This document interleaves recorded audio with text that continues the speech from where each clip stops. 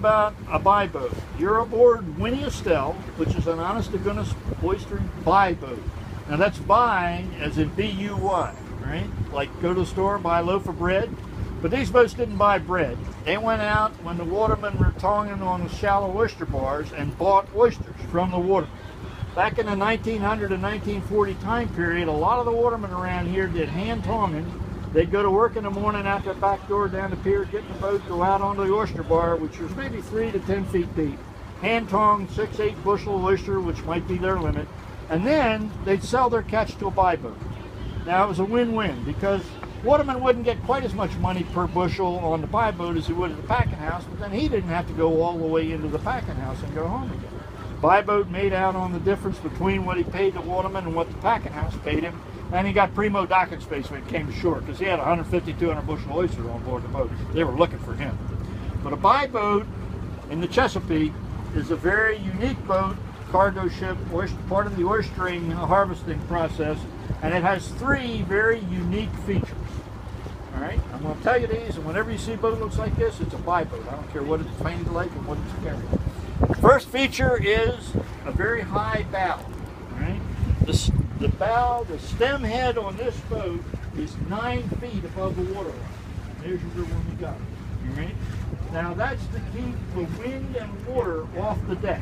Remember, we're in the middle of winter when you're buying these oysters from the watermen, and it's blowing and the waves are coming, so you're laying up into the wind, stuff going on. That keeps the wind and the water off the deck. A little shelter for the boys moving the oysters. Second feature of a buy boat is a raised pilot house in the stern. Because of the high bow, the captain needs a line of sight forward. So the pilot house is raised. Gives him visibility forward of the ship, but also visibility all the way around the boat.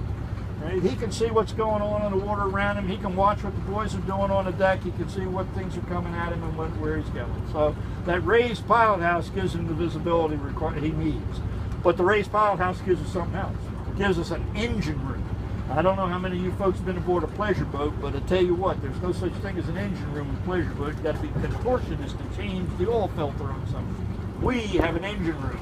Around that big Caterpillar engine, you can go around and do the work whatever you like. So the raised pilot house's third is feature number 2. And the third feature, which is also very distinctive, is this short mast forward. This is not quite as short as some of them, but it's a mast forward, but it's not a mast. It does not carry a sail. It's what we call a king post for a boom crane. And in our case, we're using the boom to support this canopy here, so we're all in the shade.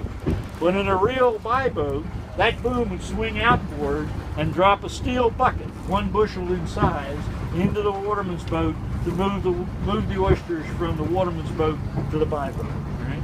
The unit of measure of oysters is a bushel. Right? When you get to the waterman's, if you get into the oystering building at the museum, you can see a steel bushel case that they would use to drop over. And you move oysters around the deck with a coal shovel, put them in a bucket, put them on top. There's a display in the oystering building that shows you how some of the boys figured out how to put 80 oysters into a bushel can instead of 120. Right? So if you get paid by the bushel, you can pack less. But those boys didn't get away with it one, because I know Don Parks was a tally man on his father's buy boat one year for a couple of years, and he said, you figured out real quick which one of the boys that could give you a shallow bushel.